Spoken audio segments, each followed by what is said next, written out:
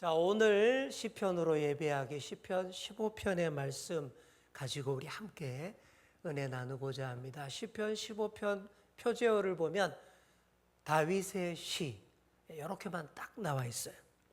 이 시가 어떤 배경 가운데 지어진 시인지, 어떤 방식으로, 어떤 형식으로 부른 노래인지 전혀 설명이 없습니다. 다만 분위기, 시 내용의 분위기를 보니까 주의 장막, 주의 성산 이런 표현이 나오는 것으로 봐서 다윗이 성전과 성막에 관심이 가장 많았을 때 지은 시다라고 볼 수가 있어요.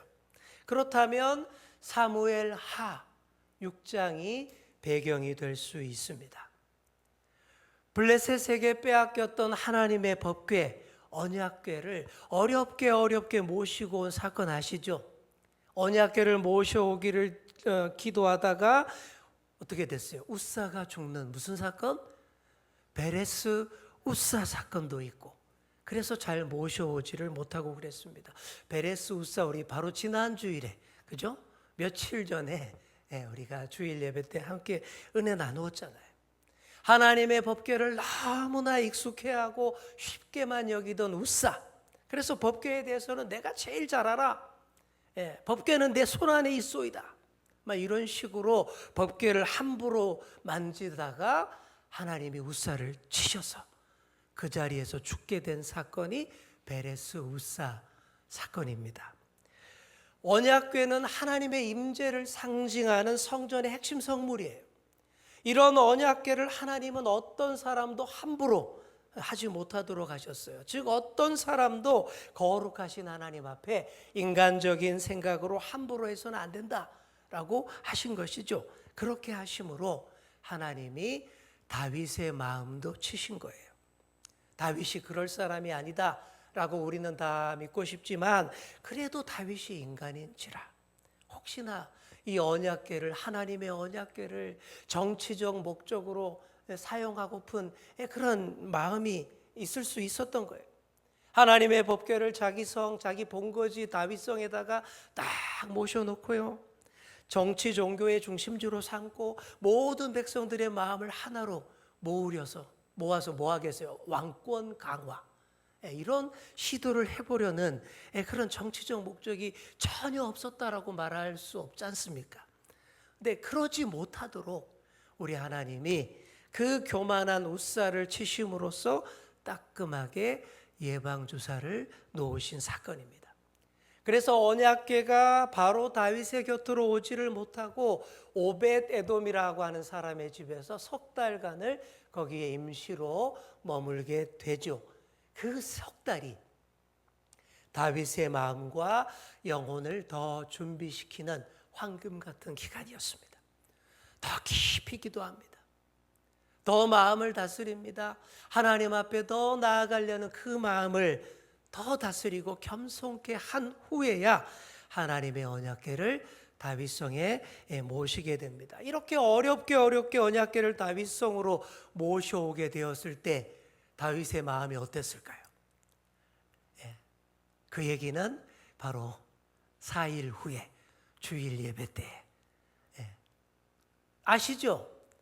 다윗이 춤추며 얼마나 좋았던지 온 힘을 다해서 자기 몸이 이렇게 드러나는 것도 마다하지 않고 하나님 앞에서 열정적으로 춤을 추게 됩니다. 자, 그런데 다윗에게는 더 큰 간절함이 있었습니다. 그게 뭐냐 하면요, 제대로 된 하나님의 성전을 딱 지어가지고 하나님의 언약궤를 그 성전 안에 딱 제대로 안치시키는 것, 바로 이런 소망이 있었던 거예요. 그런데 그것이 유감스럽게도 다윗에게는 허락되지 않았습니다. 그래서 다윗의 아들 솔로몬이 주의 성전을 잘 짓게 되는 것이죠.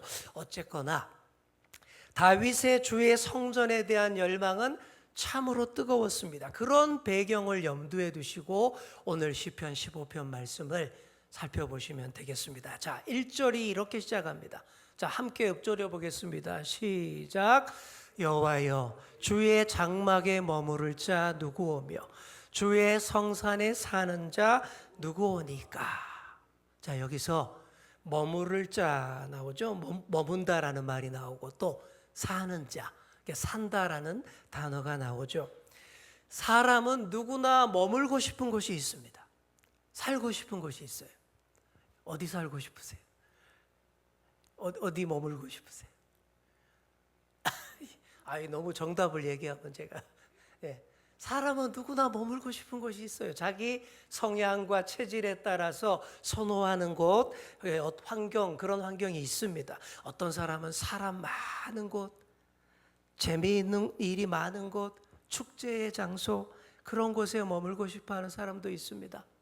근데 반면에 저 같은 사람은요, 아주 조용하고 한적한 곳, 사람이 없는 곳에, 산 좋고 물 좋은 곳에 저는 머물고 싶습니다. 그런 곳에 가면 제 마음이 잠잠하고 평안해지고, 저는 이상하게 물가에만 가면 마음이 잔잔해지고 평안해지고 생각이 막 깊어집니다. 읽고 싶은 책도 막 생깁니다. 그런 거예요. 그런 곳에 저는 머물고 싶어요. 사람의 성향에 따라 머물고 싶은 곳이 다 다릅니다. 그리고 그 머물고 싶은 곳이 더 깊어지면 아예 그런 곳에 살고 싶어집니다. 머물고 싶은 곳이 또한 살고 싶은 거예요. 저도 은퇴하면 복잡한 도시는 피해서 한적한 곳, 조용한 곳에서 살고 싶어요. 자, 그렇다면 오늘 시편에 의하면 다윗이 머물고 싶은 곳, 살고 싶은 곳이 어디예요? 1절에 나오잖아요. 따라해 볼까요? 주의 장막, 주의 성산. 주의 장막에 머물고 싶어요. 주의 성산에서 살고 싶어요. 이게 다윗의 오늘 시편 노래입니다. 다윗 때까지도 예루살렘 성전이 지어지지 않았기 때문에 하나님의 언약궤는 여전히 성막, 이동식 성전인 성막의 텐트에 딱 좌정해 있었어요. 그게 주의 장막인 겁니다. 오늘 우리가 찬양했잖아요. 내가 주의 장막을 사모합니다. 그게 그거예요. 여전히 거기서 예배하고 분향하고 기도합니다. 좀 낭만적이죠. 텐트에서 딱 이렇게 예배한다는 거죠. 하나님을 만나는 거룩한 텐트가 주의 장막. 그리고 주의 성산이라고 한 것은 당시 성막이 위치한 장소가 다윗성, 즉 예루살렘 성인데 예루살렘 성의 지대가 무지 높아요. 해발 800m입니다. 굉장히 높은 곳에 있는 도시가 예루살렘이에요. 해발 800m, 그 높은 데에 있는 그 산이 시온산이었기 때문에 거기를 거룩한 산, 성산이라고 했던 것입니다.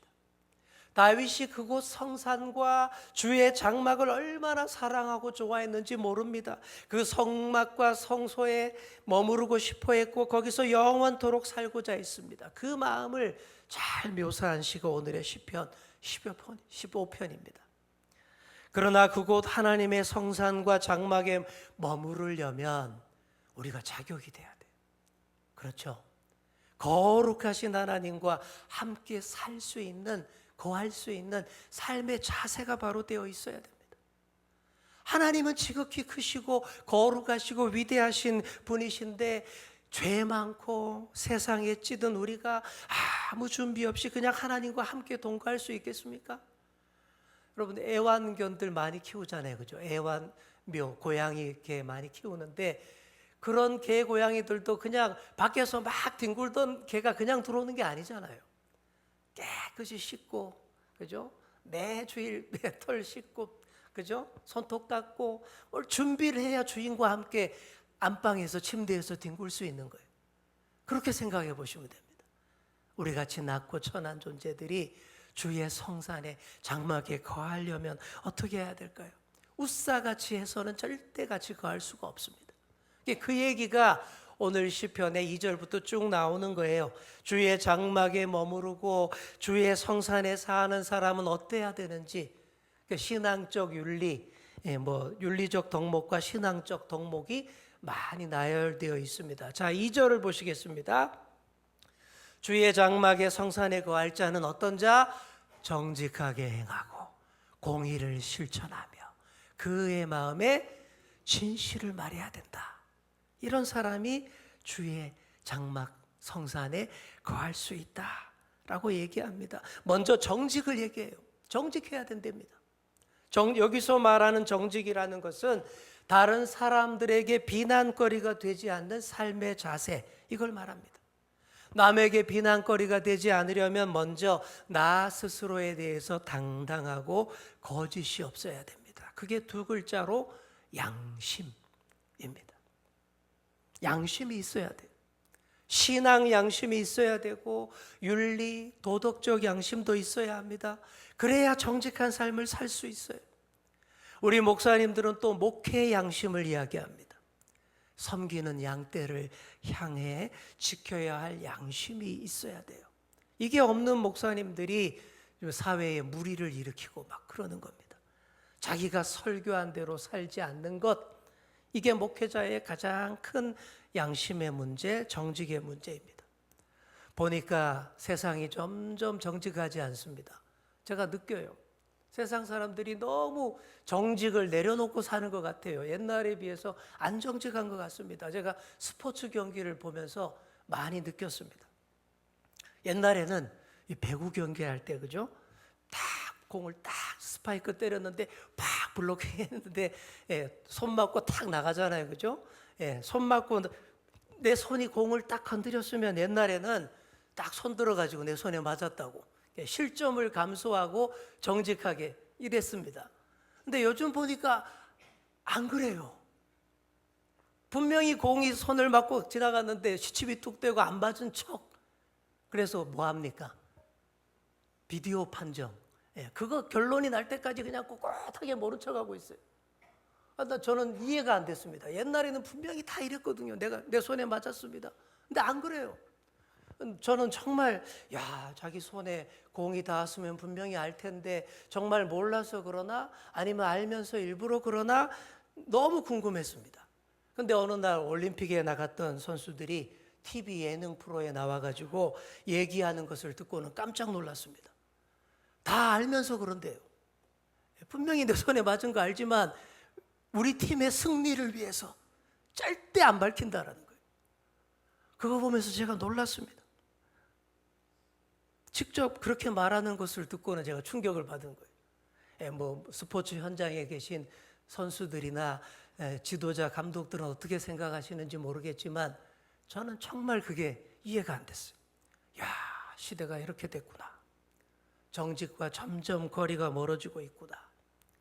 저렇게 해서 이기고 메달 따면 뭐하냐. 솔직히 저는 그런 심정이었습니다. 세상이 이렇습니다.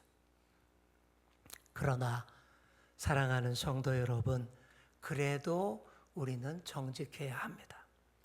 그래야 주의 장막에, 주의 성산에 주님과 함께 사는 자인 거예요. 하나님이 그것을 원하십니다.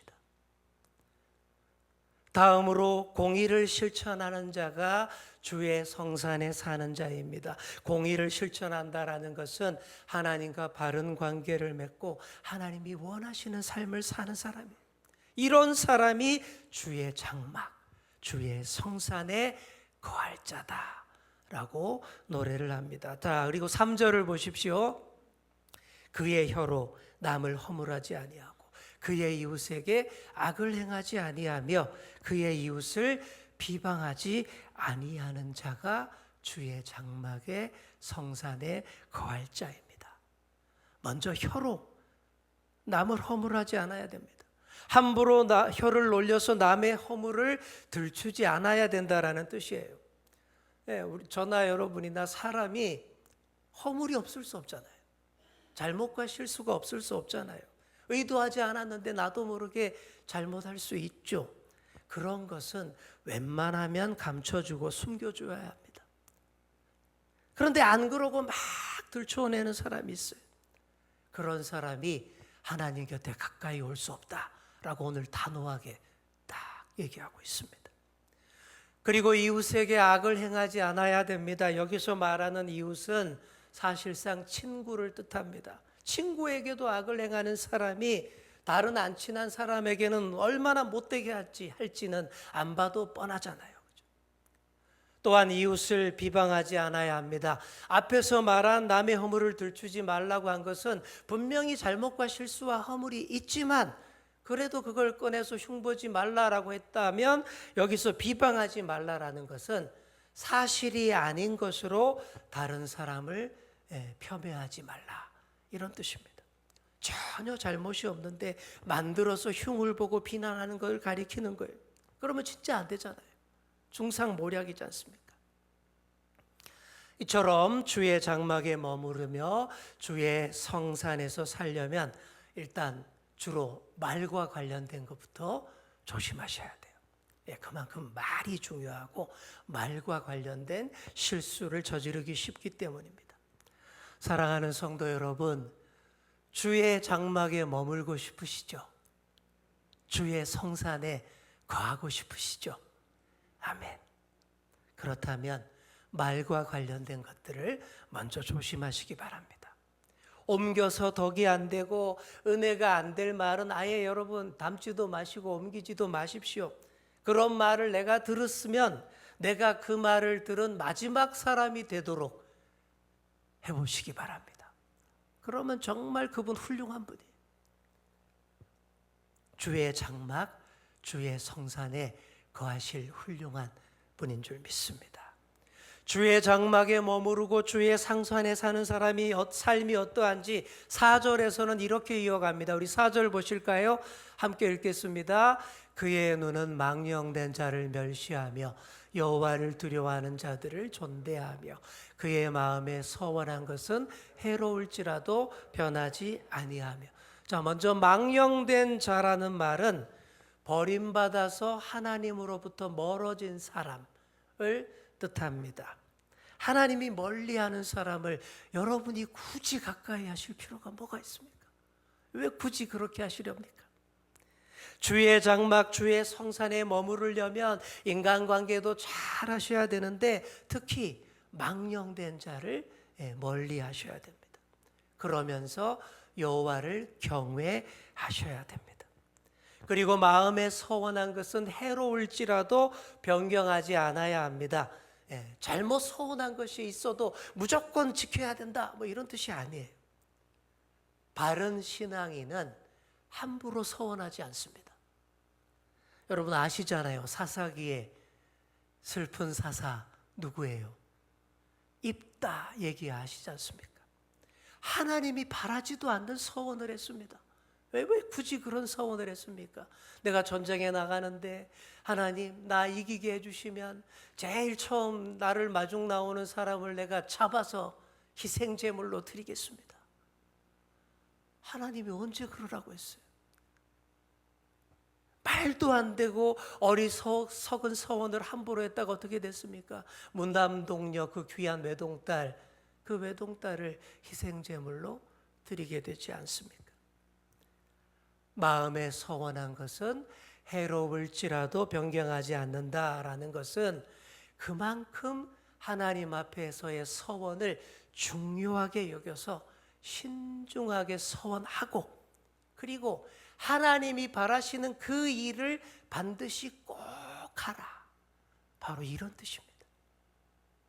마지막 5절입니다. 주의 장막에 머무르고 주의 성산에 사는 사람 어떤 사람인지 마지막으로 이렇게 말합니다. 이자를 받으려고 돈을 구워주지 아니하며. 뭐 이렇게 구체적이에요, 그죠? 일상의 삶을 얘기하는 것 같습니다. 뇌물을 받고 무죄한 자를 해하지 아니하는 자이니 이런 일을 행하는 자는 영원히 흔들리지 아니하리이다. 자, 우리 따라해 볼까요? 영원히 흔들리지 아니하리이다. 이게 오늘 시편의 결론입니다. 영원히 흔들리지 아니하리이다. 어디에서? 주의 장막에서, 주의 성산에서.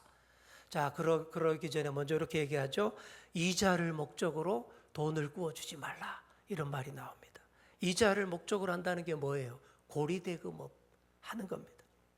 구약의 율법에 보면 명확하게 나와 있습니다. 동족에게는 이자를 받지 말라. 돈을 빌려주려면 이자는 받지 말고 원금만 받을 생각으로 빌려주라.